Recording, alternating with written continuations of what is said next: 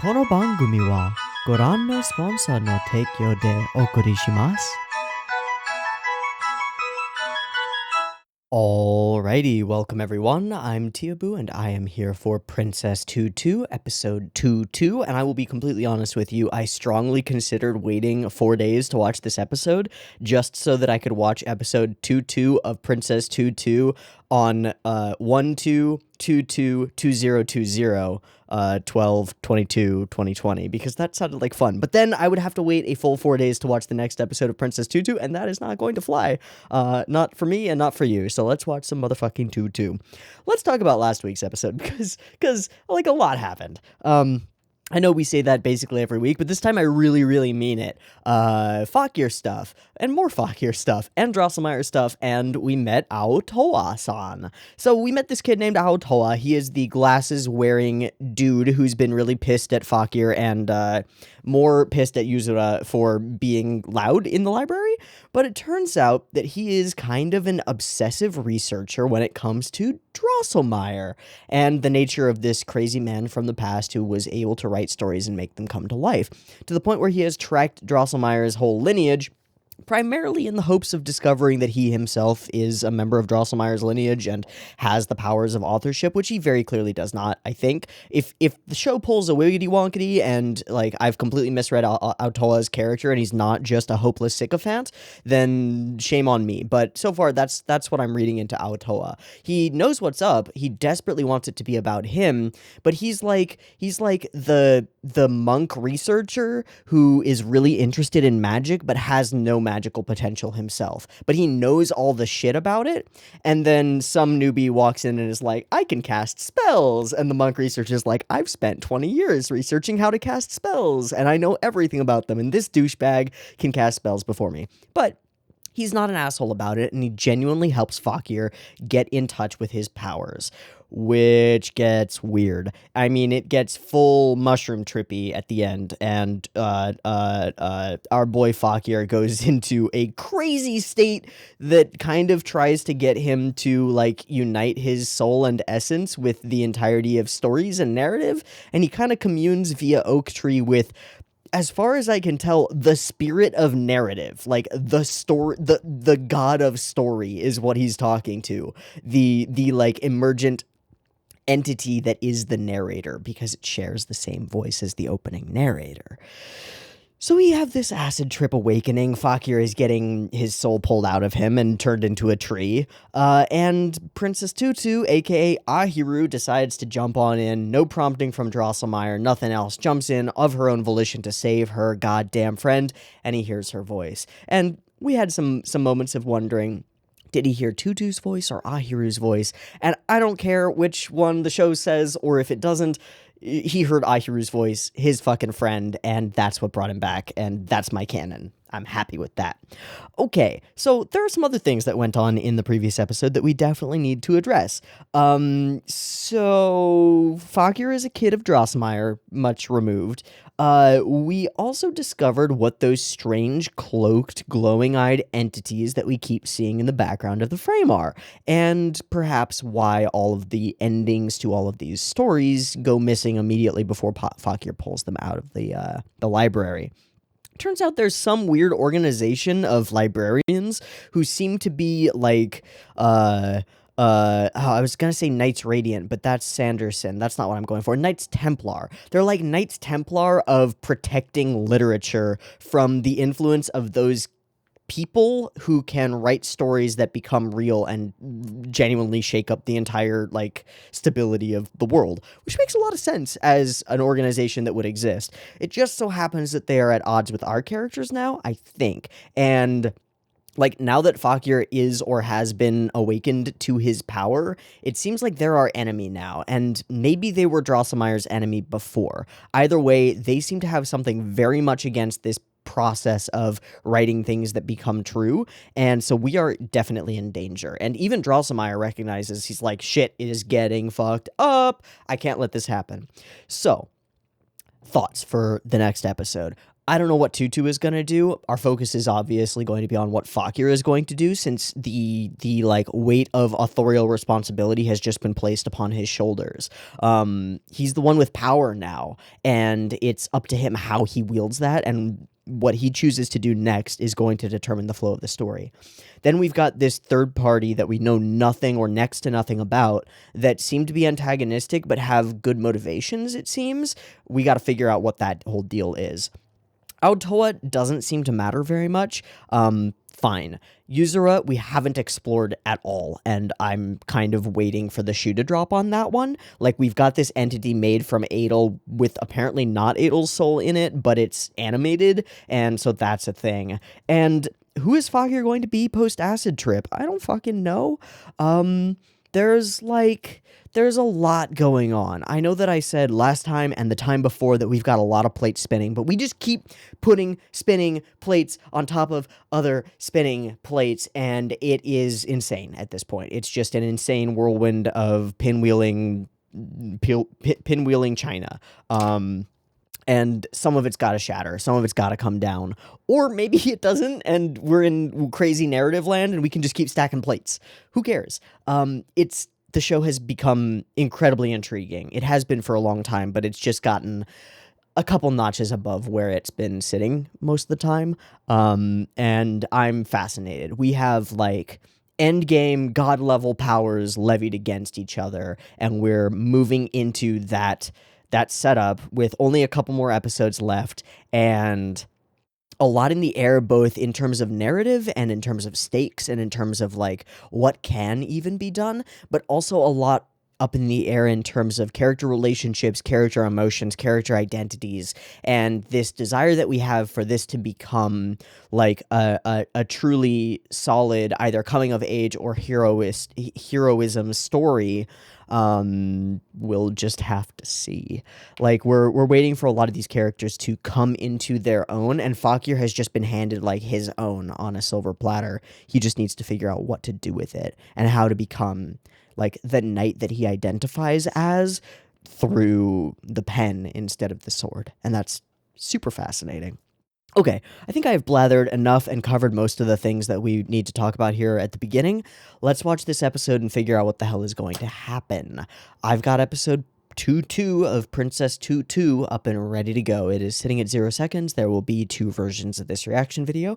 You can find the picture-in-picture version with the video up there, linked in the description down there, and a timer-based version up on YouTube, or TuTube. Shit.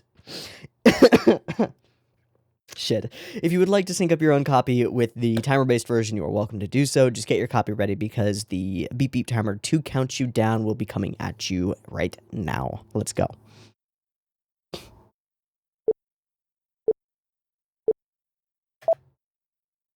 Doors. Choices. Princess. Loving parents. Rue? Darkness in the background.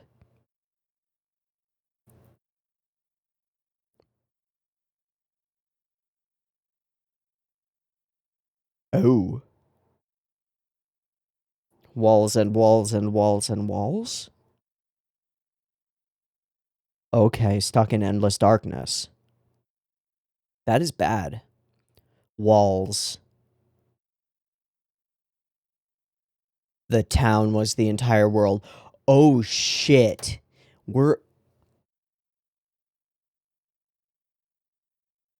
What's beyond the walled city?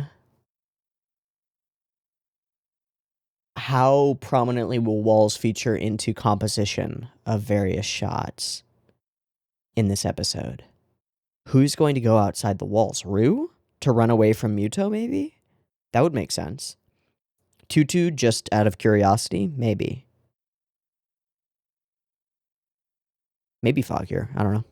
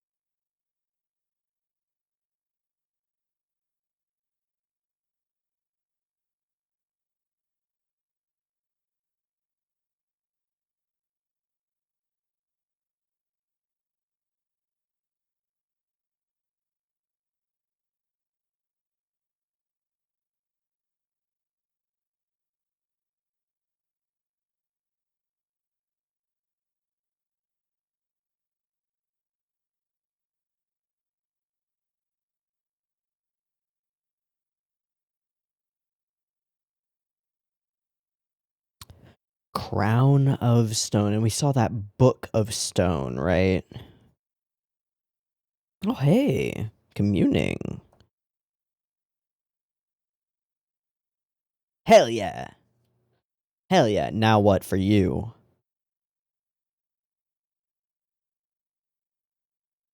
And will that inspire Ahiru?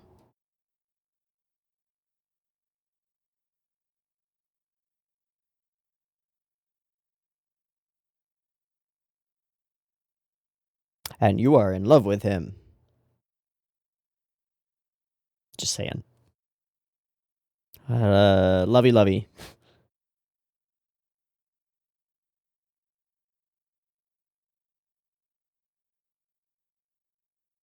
Nope, you are necessary. 100%.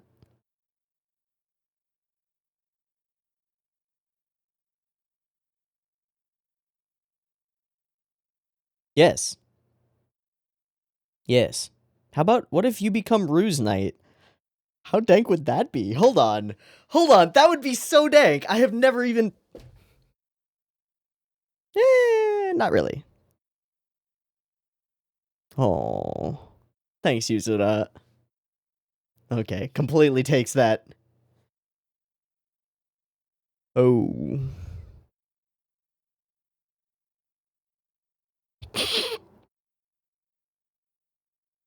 Hi.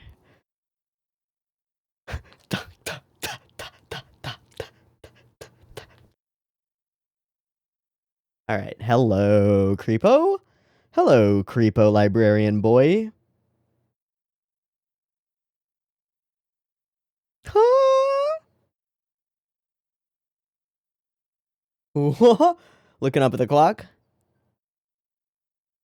Oh, shit. Well, she's a crow. She's fine. Skirt. Skirt, skirt.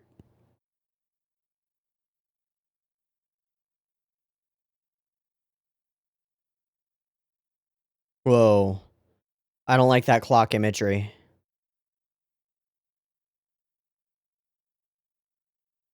That was too on the money. Wow, she's Rue. Okay, no, she's not. There we go.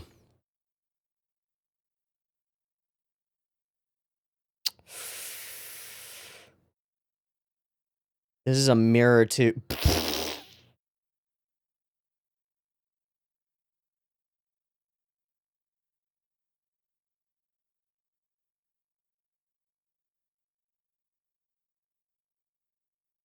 Please don't. Oh, God.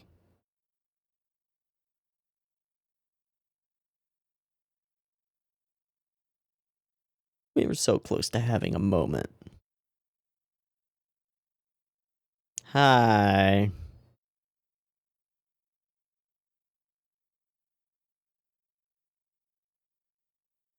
Ah. Uh-oh. Be very afraid. Teacher's coming. He's gonna make you marry him. Marriage. 100%.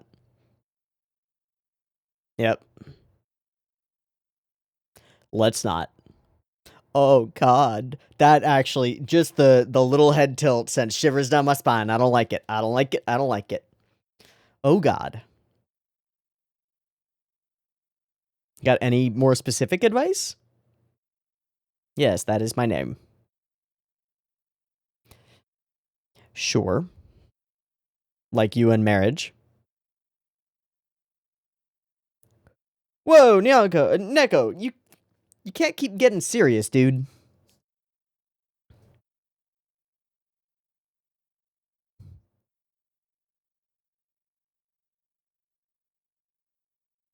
It's not marrying you. It's not. You did, but...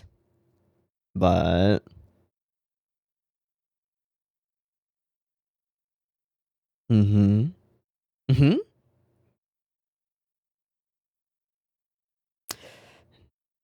No. No. No. No. No. No. Nope. She's just gonna walk. That's what I thought. There we go. Bye-bye. Get wrecked, Neko-sensei. Jesus. Are there any? Okay, so determination, but back to her role. She's the one who's going outside. She's the one who's gonna find out about this. Oh my god, what?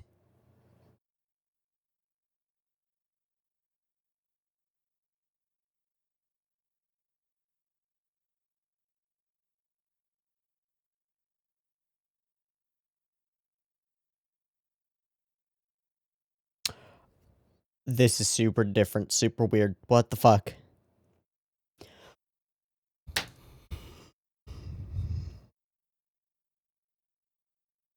Flash. Yeah. You seem kind of familiar.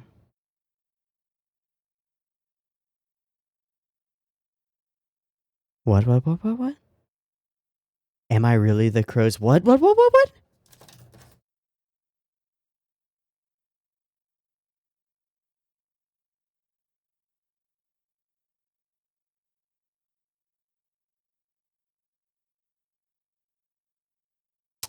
Hopeless sycophant.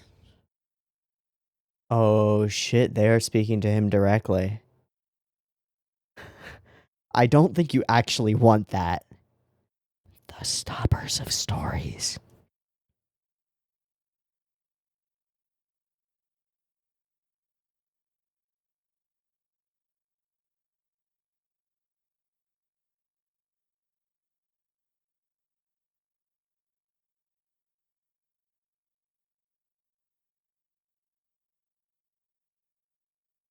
What?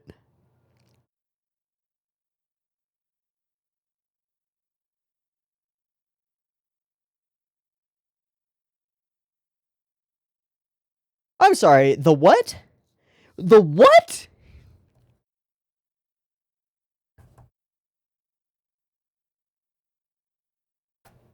False storytellers, yeah. He's not a storyteller. That you might be trying to do. Yup. Oh shit, they're gonna cut off Fakir's fucking hands. Oh no. A perfect heart. Oh no. One that she could even take. But that goes outside of her role. That was a crazy good shot. Yup, fallen in love. Oh no, oh no, oh no. Fuck.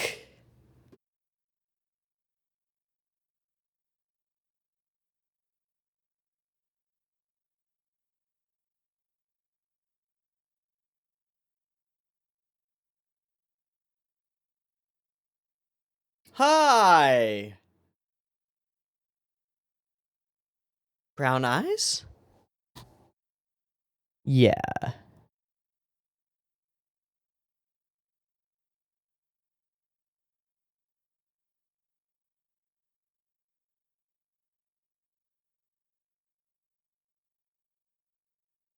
He seems actually scared. Do we ever see Drosselmeyer's? Yeah, he wears gloves. Is he part automaton? He must be. He must be part prosthetic. But he's also dead. Oh. He's gonna fucking recognize you. Oh god. He's gonna try to eat that duck. Your crows probably murdered them.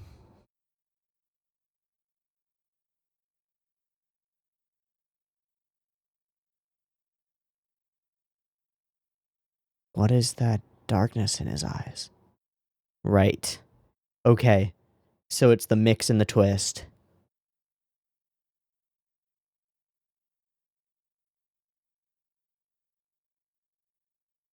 No, we fully defined the true prince earlier. My pride is still lost in the dark?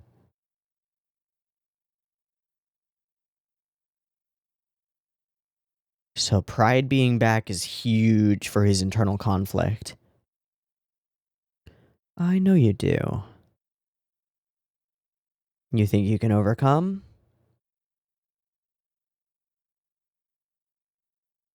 That is fucking trippy.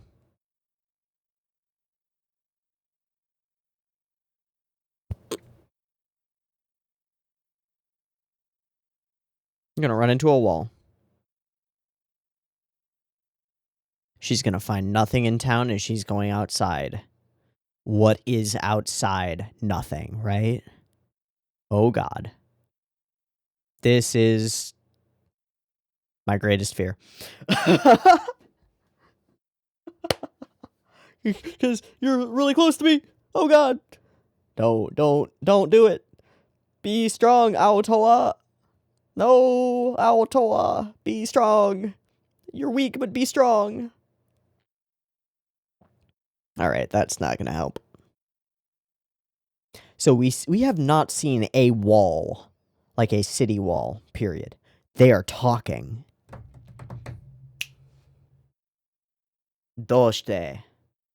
Doshite. But we're using it to stop Drosselmeyer.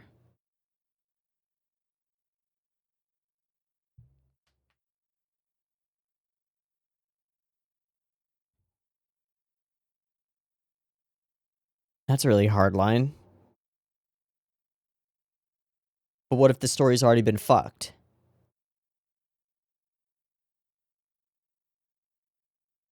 Ooh.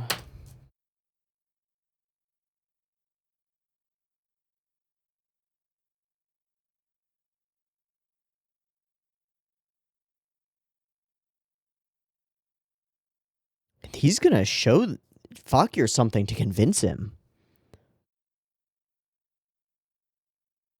There is a shard outside the walls. But what's out there? Is it even a gate that can open?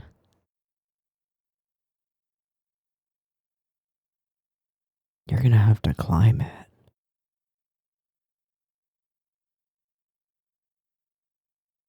They just appeared. The doors don't open.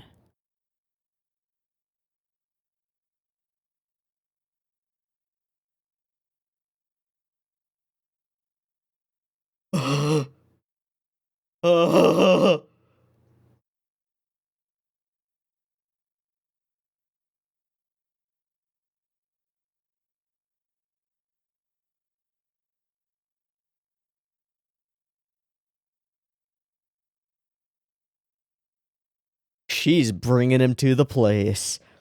Oh fuck, he's gonna go with it. And Ahiru is nowhere nearby. That's very true. That's very true.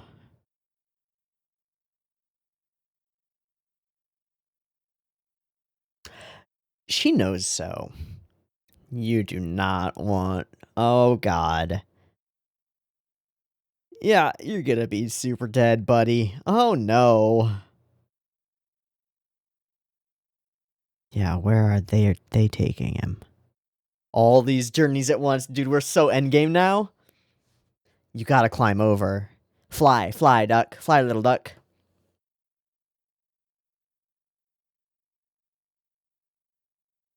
Is the tower itself? No.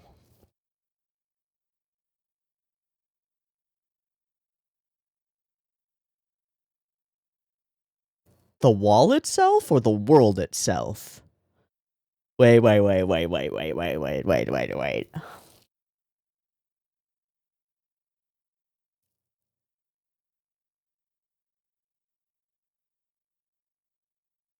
Climb over.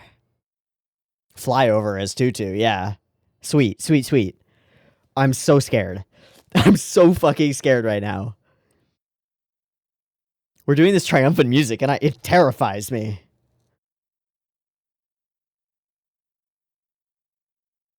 Time to fly. Or that. That's really cool.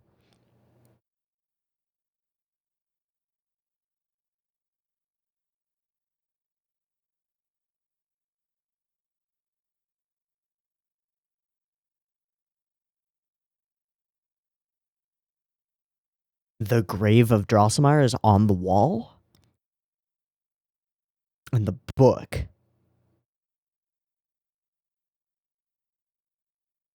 Ugh. I'd rather you didn't.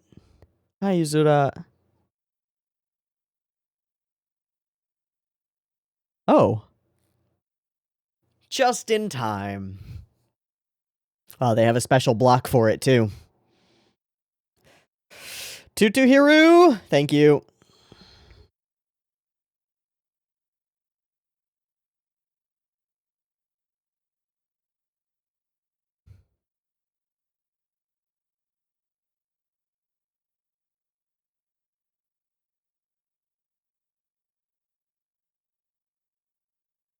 What? What? That's diegetic. That's IRL. What?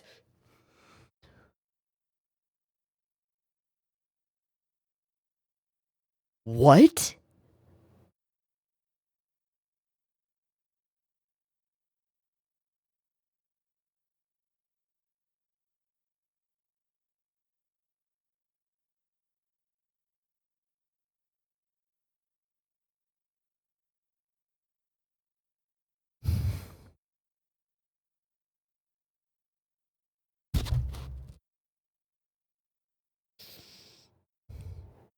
No.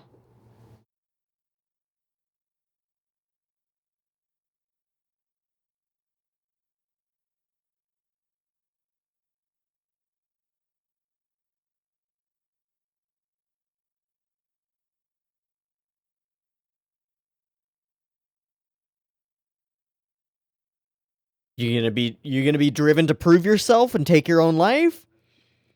Wow, you just saved yourself. She just saved you. At risk of death to herself. She couldn't fucking do it. Ryu has potential for salvation. He'd already made a device that would enable him to the town. No, a device within the town. The clock. The clock. The clock. The clock in the middle.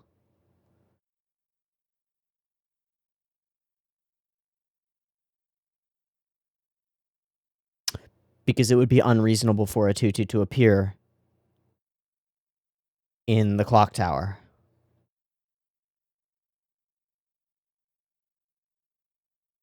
Yeah, you fucking idiots. You almost cut off his hands. Yeah, that sounds about right. Yeah. And now we can get into accepting and rejecting fate. Yes, I don't toy around with stories. I've gotten fucked over. Control. Oh, and that. Writer's block. Writer's block is the big enemy. It's the wall you must surmount. You mean the wall of walls? No, just a wall. Okay, got it. Totally understandable, bookstore dude. Yeah, come cut off my hands if I fuck shit up. Sure. What are you about to do? Clickety clack.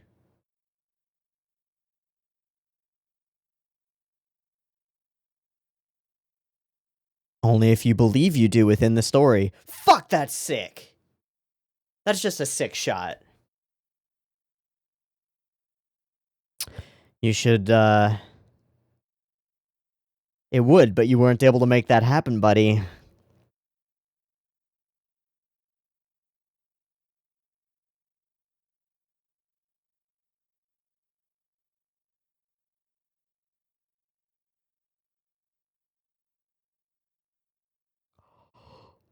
I thought those clock parts looked... Oh my god, we're in a CG clock world!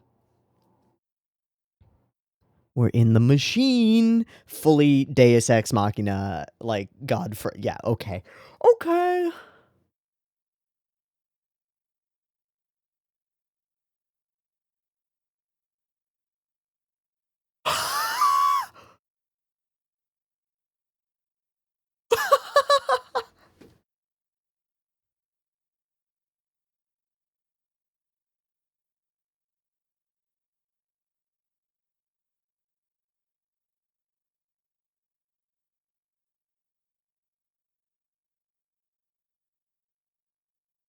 God, this was the densest episode.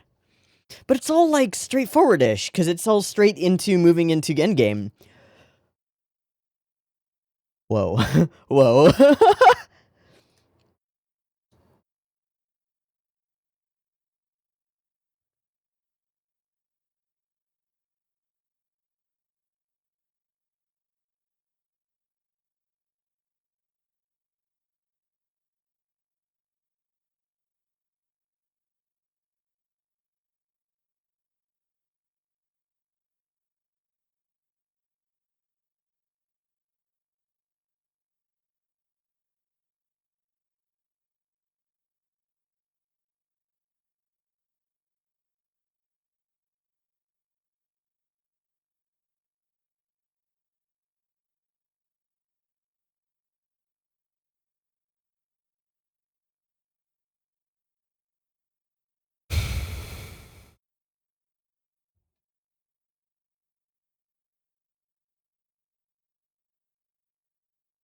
Whoa.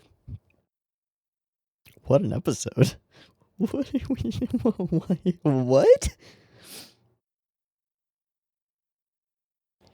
Quote, in the end, everyone's a marionette.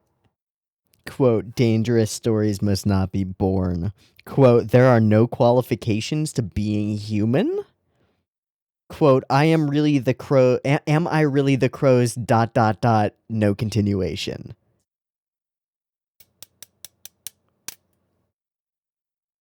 Crown of Stone was the episode title, right? Is that a reference? I don't know. Crown of Stone. Okay, I'm gonna do some research. Yeah, we finally see the gear that makes up everything. But previously, it's just been this. But it is a gigantic gear. We are an element of the machine that generates stories for Drosselmeyer. This town is a Thousand Monkeys situation, isn't it? That's the whole idea here, isn't it? You get 1,000 monkeys with typewriters and eventually they'll make Shakespeare. He's creating emergent stories by just throwing a bunch of characters into a town and seeing how they interact. And they get warped and weird and shit because it's warped and weird and shit. I don't know. I think we're going to get more on the mechanics of this come next episode, given that Princess Tutu is now within the machine. But Jesus, this opening sequence that just shows us doors and doorways that lead into darkness.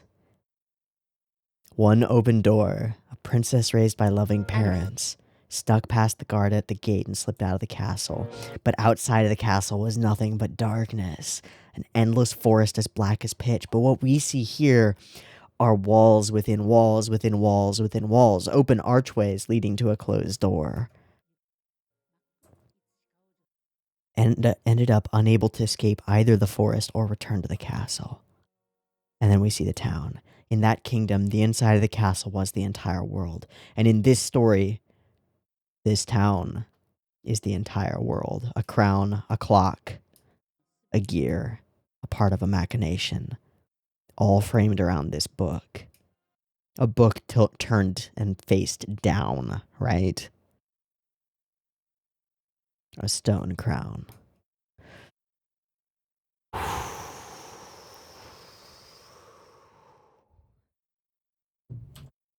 There's also an element here that we can tie back into some of our previous discussions around, like, the fear of responsibility and agency. Like, the princess was fine inside her castle. We're specifically told that she was raised by loving parents, and we're not given any reason for her to go outside. The only thing that the princess does, quote-unquote, wrong, the only behavior, the only action that she takes that leads to any kind of pain for her, any kind of suffering, is to go outside of her defined space, her castle that is her world, right?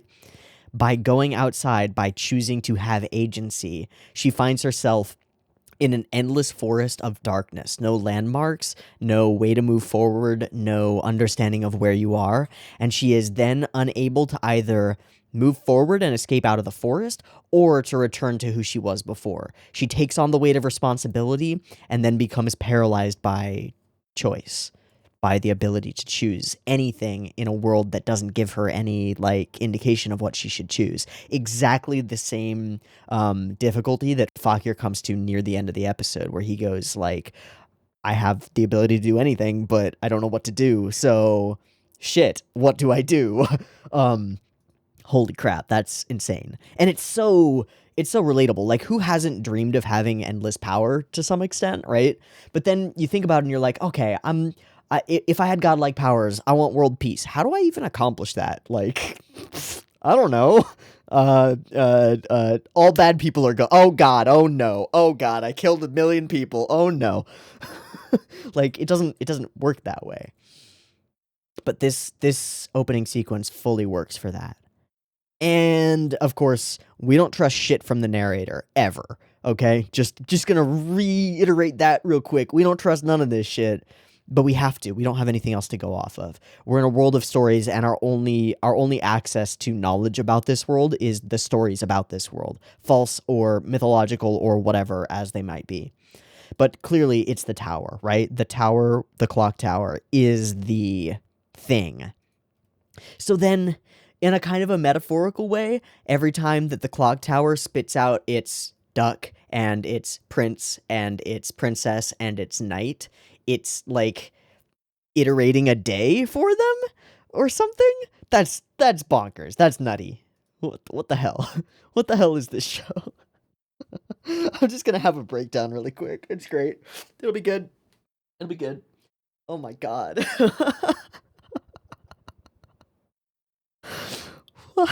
What? Man, I thought we were at peak weird with our acid trip last week. This is so much.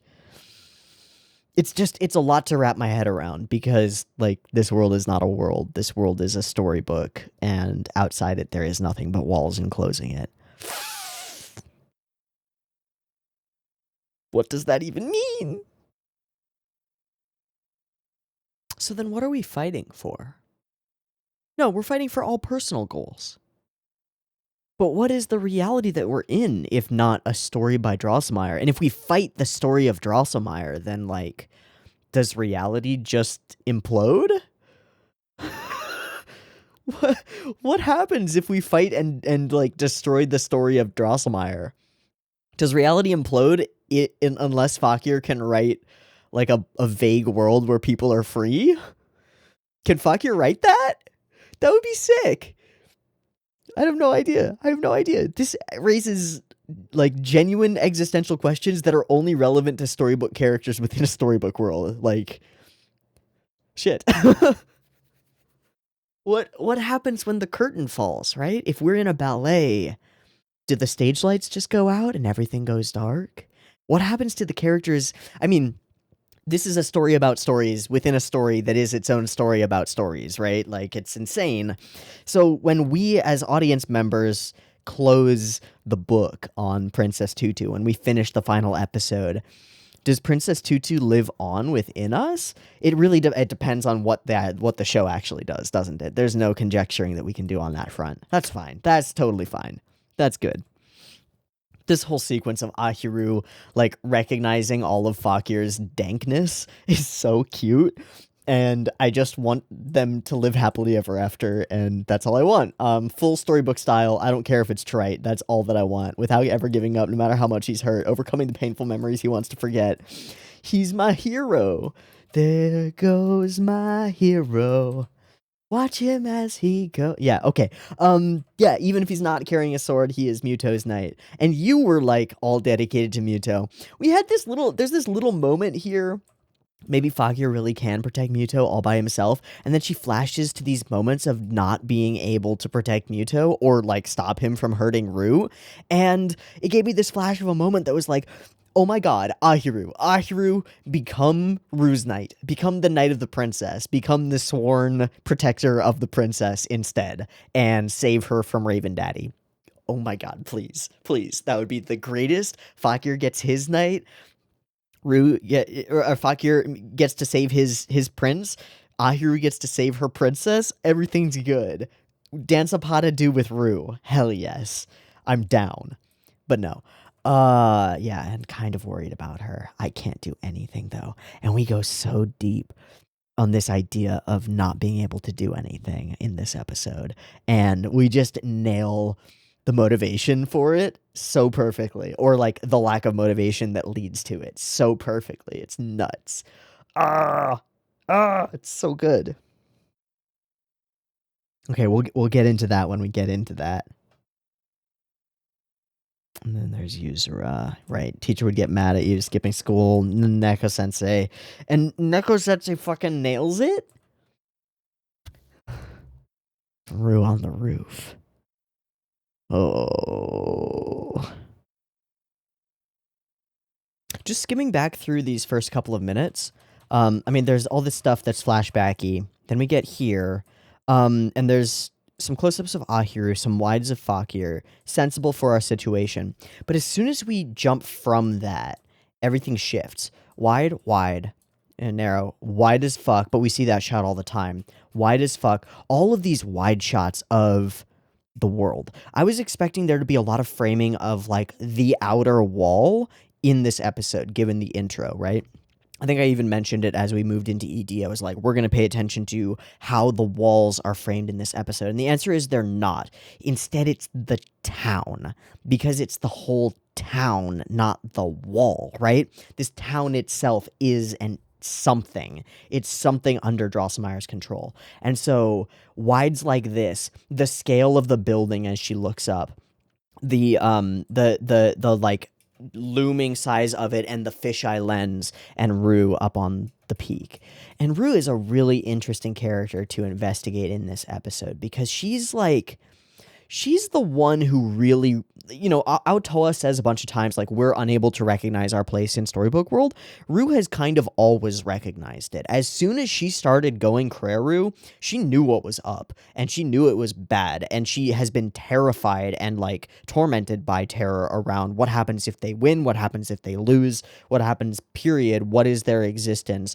She's the most, like, I don't know. She's the character in the most turmoil constantly, and so that's interesting. But even this shot with these gigantic glass windows is not like a scene of this area that we've seen before. And when we run through this space, like, we don't just get there, right? It's not like Ahiru notices Rue. Ahiru freaks out. Oh god, Rue's up on the tower. Instantly cut to on top, Ahiru coming out like, Rue, don't do it, don't jump, right? No.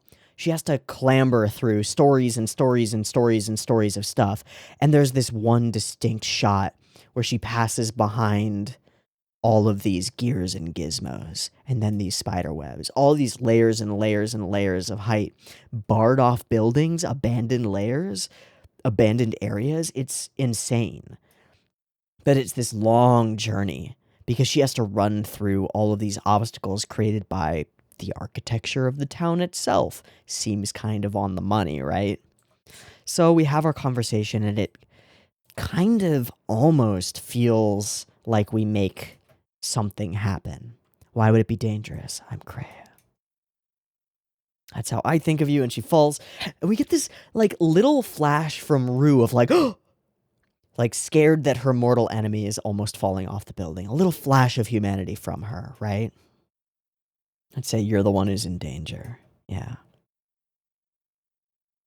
And she transitions. I am, doubles down on that identity, and dances off into the fucking skyline. Again, huge wide shot of the scale of the city. So again, like, constantly throughout framing, Ahiru is real small. And this is accentuated, like, we letterbox the bottom of the frame. We bring everything up to shrink everything even further. This is a huge compression shot. And all of the like horizontal and vertical barriers create that vibe. Again, this giant loom from this structure. Like, it's actually looming. It's tilted because of the angle of the camera and the way that it's been chosen to be drawn, but it should be vertical, right? It shouldn't be tilted. We can see the horizontal of the floor. Our camera is level, but the building is tilted because it's, like, looming over Ahiru. That's so neat. Okay, and then the two arrive, Neko-sensei stuff, incoming. And this just sends chills down my spine. The little, like, half smile, tilt head. It's so principal, asking you to the principal's office, but, like, not, I can just feel an entire crowd of students going, ooh, Teeaboo got sent to the principal's office. I can just hear it in the background. I hate it. I hate it. Ugh. Okay, so wiggle out, wiggle out. Everybody has times when they feel as if they will never be able to reach their dream. But deciding there is no way you can do something is nothing more than a way of comforting yourself when you lack motivation. Ooh! Shot through the heart, and Neko Sensei's to blame. Seriously though, like, this is right on the money. How frequently does this happen in life? How frequently do you see this in characters or in yourself? Where, like, what is it? It's getting into a top tier school. Oh, there's no way. There's no way I'm gonna get into a top tier school. I'm not gonna really try to get my grades up in high school or to write a crazy good essay. I'll go for community college. It'll be fine. There's no way I'll get that job. I'll work at McDonald's. It'll be fine, right? It's just a lack of the motivation. And then you say, the world is the problem. The world has rejected me. I can't do anything. I'm helpless. Have pity on me. No. No. This is such a good speech from Neko Sensei. Unfortunately, it all has to do with his ability to get married, which is kind of crazy. Well, what exactly is most important to you? Right. And she fully thinks that through. To an extent that Ahiru does not previously think about her actions and her motivations. She kind of does fall into that trap of just being like, well, I guess I can't do anything. I'm just a bird. And it's so obviously not true. She decided she can't do anything. Am I running away? What's most important to me? And the truth is, that's an open question, right? Is Muto what's most important to Ahiru? Is the chance to dance a pas de deux with him really what her motivation is? Has it been co-opted by Fakir and protecting Fakir? Maybe. What does Ahiru want, really? Well, she hasn't been asked that. That's a question of personal motivation, one that doesn't have anything to do with identity or role. It's something that carries on after the lights turn off. It's something real that she hasn't really been asked before and hasn't really asked herself. And then it's all about Marys and stuff. And we squirm out. Good. Good job. And then she runs out searching for heart shards and discovers that they're outside. I'm not sure. I'm really not sure.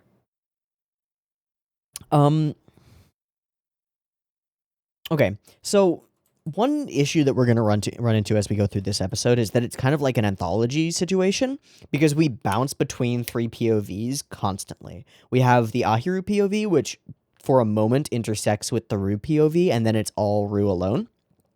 And then we have the Fakir POV, and then we have the Ru POV. 3 POVs, and we flash between them quickly. And they're all juxtaposed with each other. Like, there's contrast in all of them.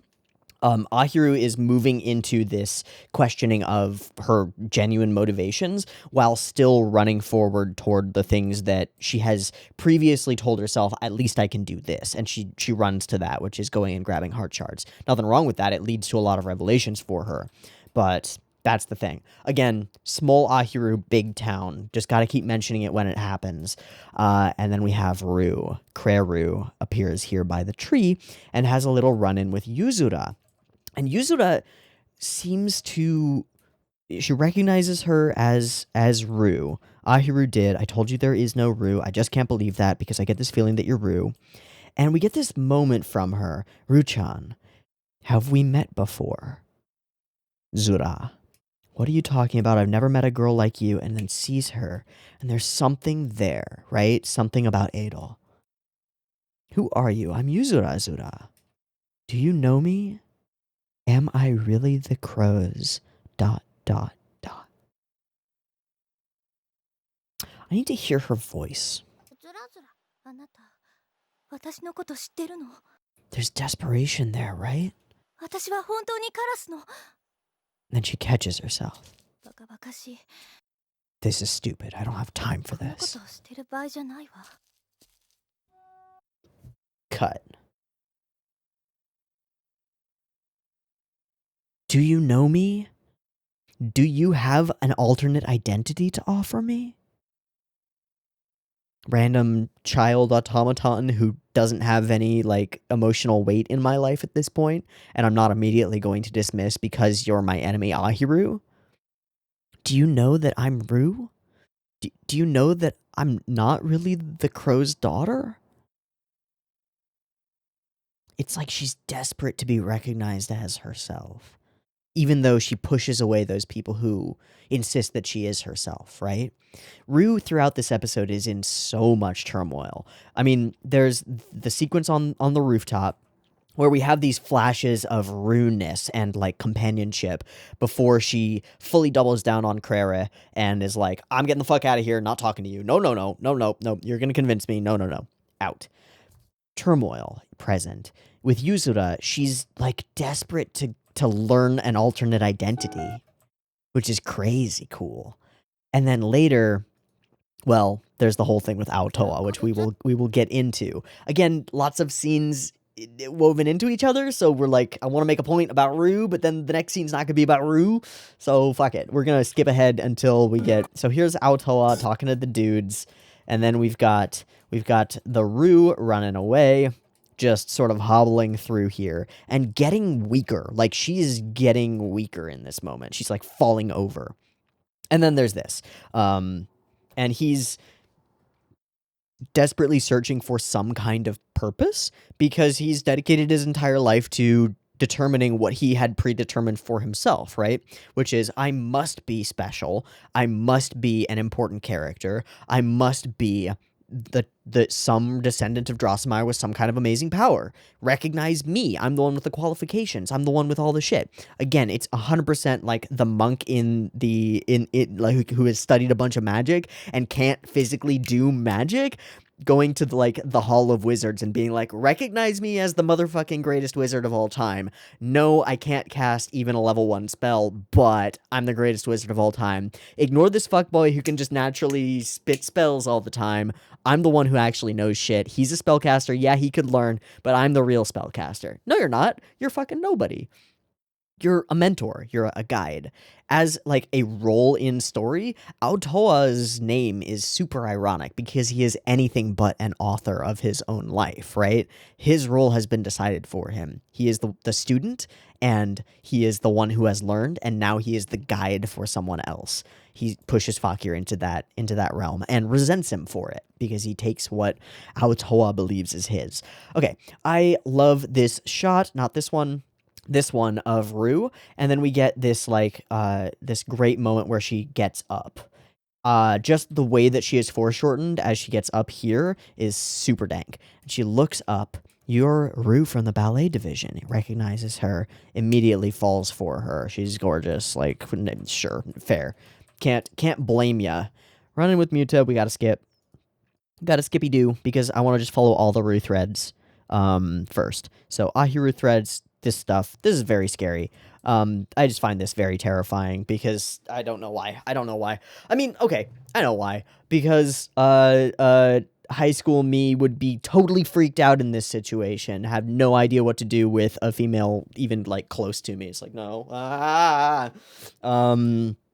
That's a part of it. And then there's also the layer of knowing that she wants to basically eat his soul, which is bad juju. And so he agrees. Yeah, okay. But we move it along. Let's jump to, I think it's the final Maiden Rue sequence. Here it is. I think there are 2. Great. This world is stories, but we're unable to realize that because no matter how strange something is, we're made to believe that's how it was to begin with. Including the idea that you are the Raven Princess, which you might not be. There's no one but me who can solve this mystery. Ah, so arrogant. Definitely, like, Aotoa has massive and obvious shades of... Shit, I forgot his name. Mr. I'm the greatest prince. I'm the greatest prince boy. Femio. Yeah. He definite shades of Femio, especially in his arrogant statements around, like, there's no one but me who can solve this mystery. Believing himself to be something special. And in the location that Rue chooses once more, right? I'm the one who can solve this mystery, so I'm also the one qualified to change the world. You focus on the shoes, the stop. That's right, you can change the world. You can, in her own mind, because you'll become the blood and flesh of the one who will change the world. Oh, Jesus, the crow. What a magnificent lady you are. Oh, you poor Rube. You poor Rube. Where are you taking me? Is this a murder place? Please don't murder me. But he's willing, which is terrifying. Oh, God, there's so much in this episode. Like, I'm genuinely just following the Rue thread, right? Okay, deeper and deeper, darker and darker we go. Right now, I feel at a loss. It appears Is this the story? Something the story has decided as well. It appears I've fallen in love with you. That can't be something that the story decided, right? It physically cannot be something that the story decided, right? Rue's role in story is the princess who can never be loved by anyone except Raven Daddy and Muto because he's the prince who can love everyone. So, options. Aotoa doesn't know what love is and just becomes infatuated with her instantly. Fair, but too semantic for our situation here. Like, Tutu doesn't do that level of semantic intrigue too much. It's a lot more likely that we can just believe what we're seeing here, which is Aotoa has fallen in love with Rue. But that is impossible for the story to have decided, right?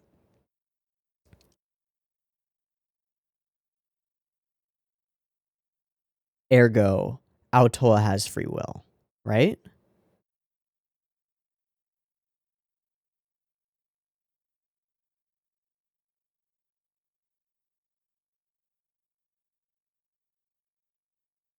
Does the free will that we see in Aotoa extend to other characters? Maybe. The qualification is becoming. Qualification to be human.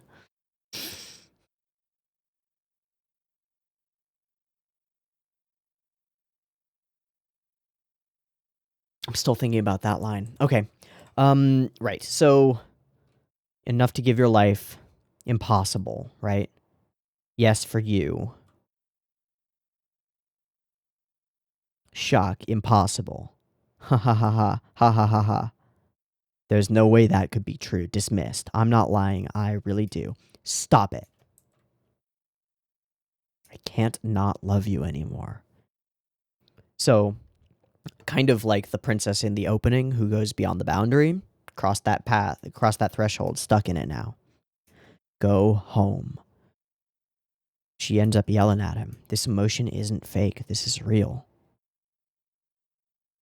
I'm sorry, father. I'm a bad daughter. So instantly back into the turmoil. Motivation, get the heart for daddy. Refusal, realizes that she's actually loved by this guy and can't do it. Even though that's the prerequisite for her to do it. She got what she wanted, but it's not what she needs. And she's terrified and torn up by guilt and shame around failing again, right? But I couldn't do it. She drops to the floor. Cut over. Okay. And that's it for Aotoa Rue stuff, right? That's like it.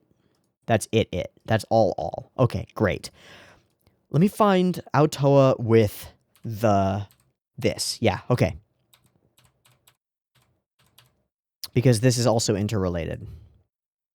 Sure, when I investigated Drosselmeyer's family, this is some sort of mistake. Sure, he was a descendant.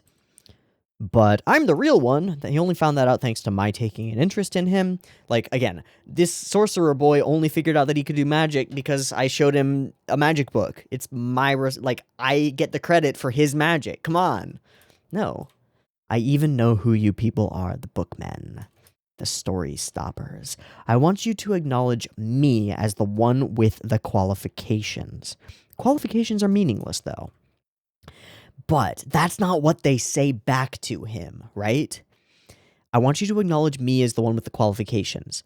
They could say, qualifications are meaningless. Natural ability is everything. You don't have the ability, Fagir does. It's that simple. That is not what they say to him. You who are the stoppers of stories, the bookmen, my mortal enemies, please, like, recognize me as your mortal enemy. And the response is, there are no qualifications to being human. That's not what this is about. Isn't this world being controlled by Drosselmeyer's stories? And yet we are unable to realize that. Although we are unable to realize that, but he has realized that, right? Strange implication. He's human. Not a lot of other people here are. His ability to realize that he's in a story world comes from being human. Fakir is also human. Or, alternatively, Aotoa is not human, and therefore unable to create stories of his own. Storybook characters are not able to generate stories. Only humans have that power. Fakir is human, a genuine descendant of the human Drosselmeyer, and because of his imagination, he is able to craft stories. I have no idea. I don't even know what I just said, honestly.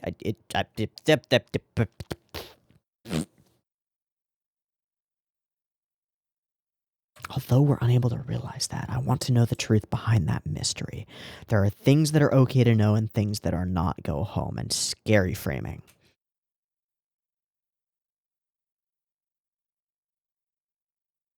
Damn it, and he leaves. We just close in, and then they all talk. We should cut that boy's hands off too. Cut them off before he starts writing stories. Wait. False storytellers are not what we bookmen should be fighting. What makes Aotoa a false storyteller? Just the fact that he's never gone and written a story? Because that's something that's interesting that's been implied, right? Aotoa did all of this work to like recreate Drosselmeyer's lair and to figure out all these different ways of doing things that are apparently the mysterious mythological way that Drosselmeyer would like cleanse himself with water before he wrote and make it all a religious thing. It's very religious for Aotoa, but he never wrote anything, did he? Obsessed with the trappings, but he never put pen to paper. If he had, he would have known immediately that he is not a controller of stories. Or maybe he would have found out that he could be, but he never tries, does he? Not that we see.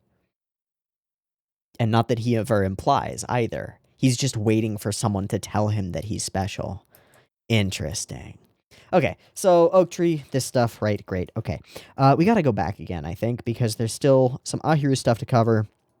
That's what I can do right now. No, okay, we're all caught up at this point. We're caught up with all story threads at this moment. Just give me a sec.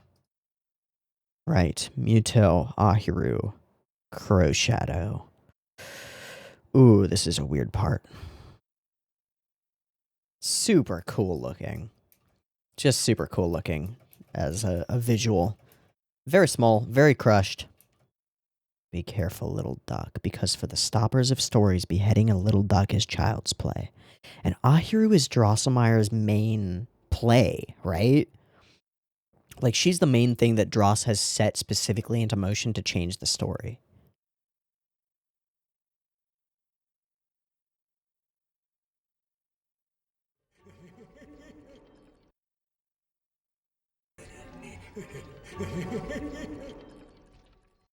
God, Drosselmeyer is impossible to read and impossible to trust. I can't tell if he's enjoying this or genuinely terrified. Like, his eyes read fear, but I don't know. I just don't know. Oh, before I forget, does he lose his mechanical hand at the end here? Does he lose a glove?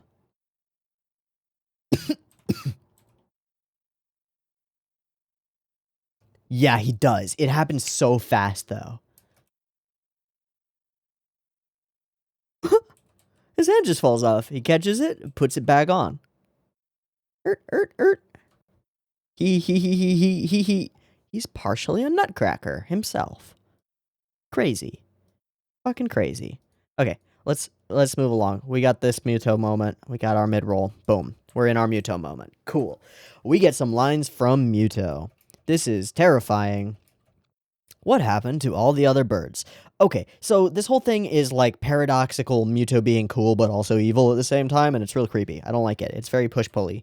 Yeah, and we see his eyes as they have never been before. I guess it's a flock of crows in there. Isn't it's strange, isn't it? I love everyone in the world and want to protect them. The prince's heart. And yet, I also want to make all the world's love my own. I want people to love me, but is it okay to just be loved? Fisheye small. I don't know, my pride is still lost in the dark, but your pride has been given back to you.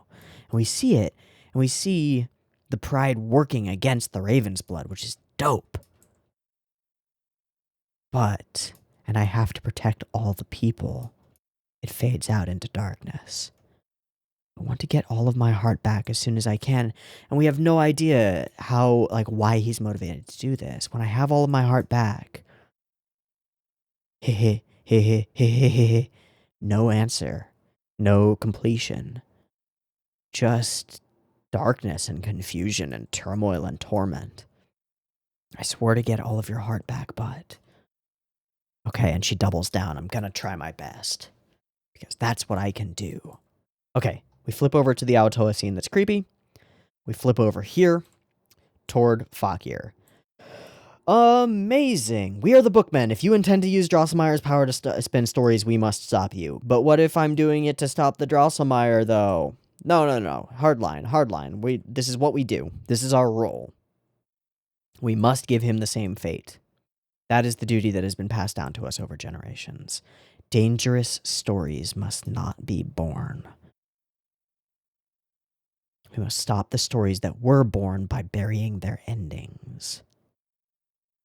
Because stories that exist can come into our town and alter the stories that are created here. It's too hard to say without understanding the metaphysics of this universe. It's just too hard to say. Their whole vibe does feel very FCC-y, though. It's like, oh, yes, we must stop these dangerous stories that have kissing in them. Yes, get all the kissing out of here. That shit's gross. No hand-holding either. Can't have that. Super gross. No. Definitely no gay representation. Absolutely not. None of that. You know, that kind of stuff. But no. But yes, but no. You're the ones who are tearing out the story's endings. Yes, absolutely. And then come. And we find ourselves at the gate. Looming. And it glows. What's out there? Nothing. And this is just wonderfully trippy. She walks a little bit away from the gate, turns around, and there's a full rhinoceros person, or armadillo person? An Indian rhinoceros. There you go. And some other people that just fucking show up. At the gate. How do people get in and out of Gold Clock Town? They just do. They just show up. Like clockwork. From where? From stories? From realities? From stories? From stories. Nah, there's no way that could happen. And Ahiru sees behind the barrier right now. Right? Like, what the fuck? A story's birth is a sudden event to start a happy accident.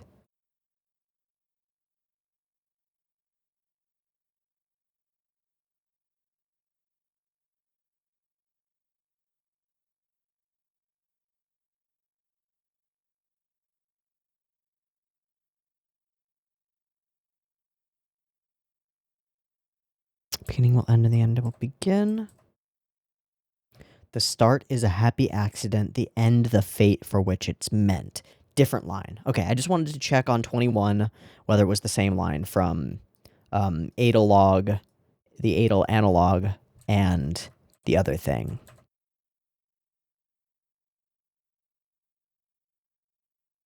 Story's birth is a sudden event, the start a happy accident. Weird. Were they suddenly born out of the gate? What are the gates? Okay, we've covered this whole Aotoa scene. Juxtaposing that discovery with this discovery, and again, they all glow as soon as she gets to the outside, or close to it. So she goes Tutu. She leaps using this dank vine stuff. Also, the shot from above of the vines is so sick. I love this. It's really cool looking. Leaps over the tower and discovers that there is nothing but an endless wall beyond that phases her back into the town. So we're in a bubble. We are in... Where is that scene in the OP?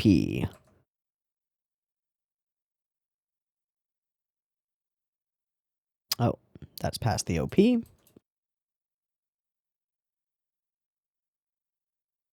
We're in a snow globe.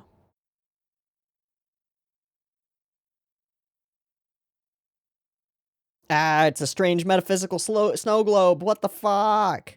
Also, I didn't notice this before, but it's got like a little fan at the top that's spinning.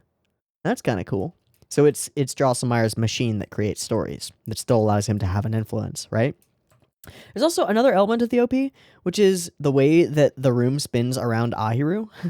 Like, the walls are actively spinning around the floor, right? The floor is static. We see that in this shot here. Ahiru's feet are not moving. The camera is moving around her feet, but more importantly, the walls are moving with respect to the floor, right? We are in a rotating, like, clock tower room. Just throwing that out there as, like, a thing that I noticed, because it's weird. Yeah, hello, tower. I know.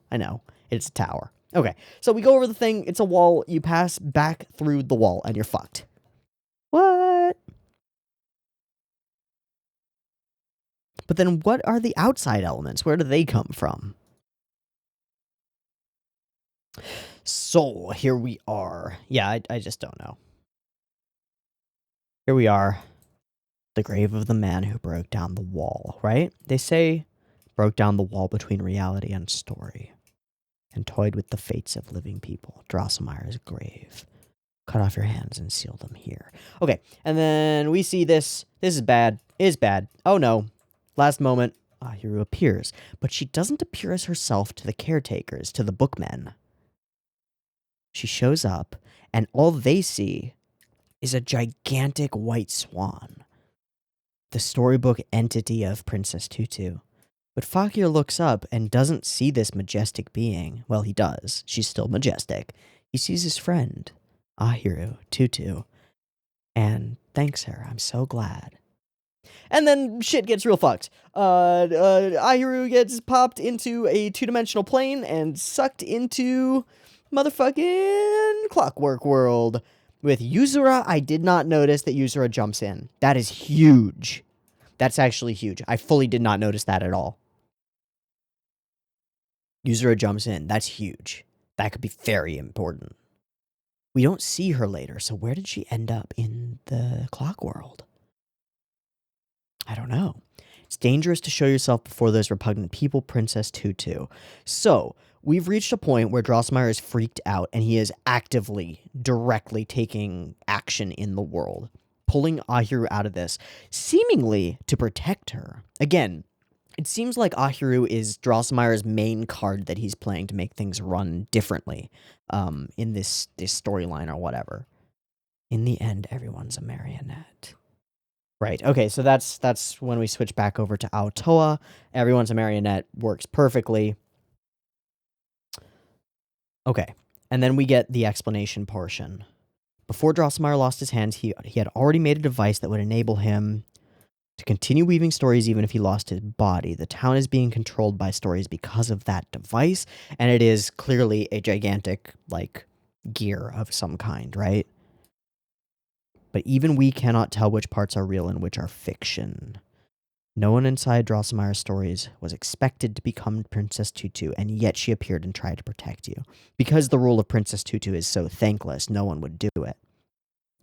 So all of the people in this town are half-baked characters from half stories that just interact. Like, what was that line?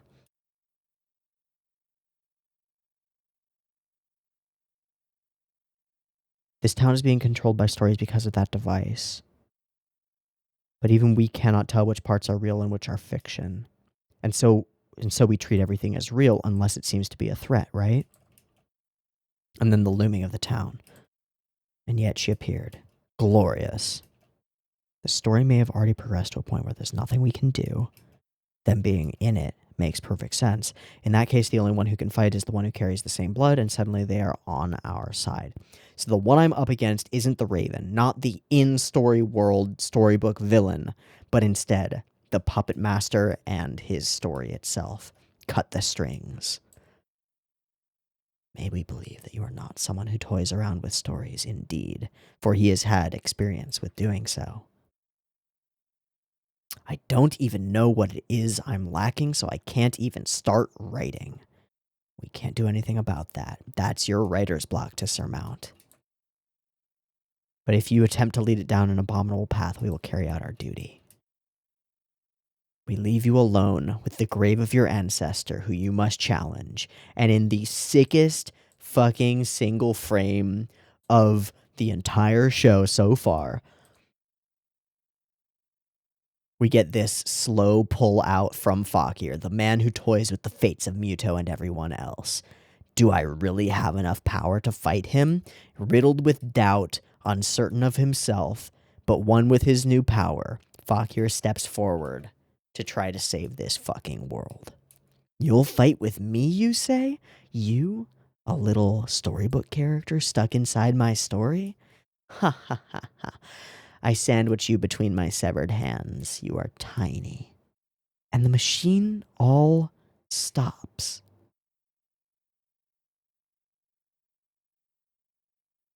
But why? Princess Tutu isn't inside the story, so I suppose there's no help for it. As though Tutu is the element that started his whole machination system working? So he created this gigantic Rube Goldberg device that starts with the creation of Princess Tutu? Reawakens him? Something like that. And welcome to Gold Clock Place of clockiness. Holy shit, you're in an endless void of clocks.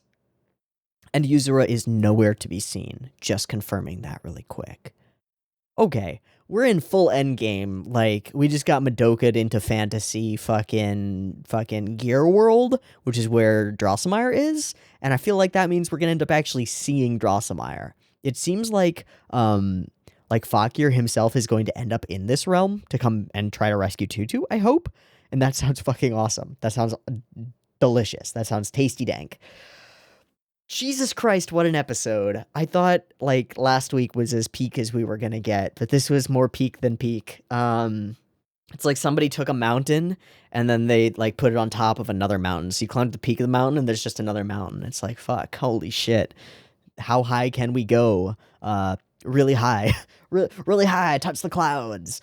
This is good. This is very good. We are getting hyper, ultra, mega meta with all of our storytelling. Fakir has embraced his powers as storyteller, though he still has self-doubt, which is completely reasonable. He is embracing the responsibility of the storyteller in a way that I guess you could say, like, Muto cannot, right? Muto is torn apart by this struggle between this desire to be loved and his desire to love everyone in the world and want to protect them, which is very much like Muto's position at this point is very much like the author, right? Someone with power, someone who has love for their characters, but also wants to be loved in turn by those characters and is twisted the fuck up by it. But Fakir embraces it all and embraces his own uncertainty, which is, I think, the most important part, right? It's the opposite of saying that there's nothing that you can do, that you're helpless, is to embrace your uncertainty. Because the source of that I'm helpless sort of feel is either lacking the motivation or lacking direction, right? You don't know where you need to go, and so you don't feel like you can go anywhere. Fakir gathers both the motivation and embraces his own lack of direction at the end of this episode to say, I don't know where I'm going. I don't know what I'm missing. I don't even know what the fuck I could start writing. Full standard, like, first-timer writer's block. Like, what do you do? And he's gonna do something. And it doesn't matter what he does because it's gonna be sick as fuck. It's gonna be super, super sick and ultra mega rad. And I am so here for it. Wow, what an episode. Visually interesting, looming architecture everywhere, super cool. Structurally interesting with the jumps between these interwoven plot lines. Fantastic. Another genuinely poignant speech from Neko Sensei while also trying to get Ahiru to marry him. Crazy. Fakir comes into his own. Rue makes a serious choice. We find out finally what's going on with these book dudes. Aotoa falls in love and then gets rejected. Poor bastard, but also, can't find a purpose for himself at all. And we discover a huge element of the metaphysical nature of our town and universe. All of this is like the foundational groundwork for our finale episodes, but holy shit, there is so much foundational groundwork here that it's just interesting all on its own, and I'm digging it. I'm loving it. I hope you are too. We're gonna wrap there. No, we're not. Staff and stuff. Hold up. Staff and stuff. ANN Princess Tutu. Script Chiaki J Konaka. Hey, that's crazy. Storyboard Junichi Sato, aka the chief director. He did not episode direct though. Episode direction for 22 was given to Yasushi Muroya, who is we've looked up before, and has a bunch of stuff and is real good. Yeah. Cool. I think the big thing here is that these storyboards are by Junichi Sato, and I think that feels right on the money. With this like sense of architecture everywhere being super dank. Holy macaroni. Okay. Cool. We did staff and stuff. Now we can wrap.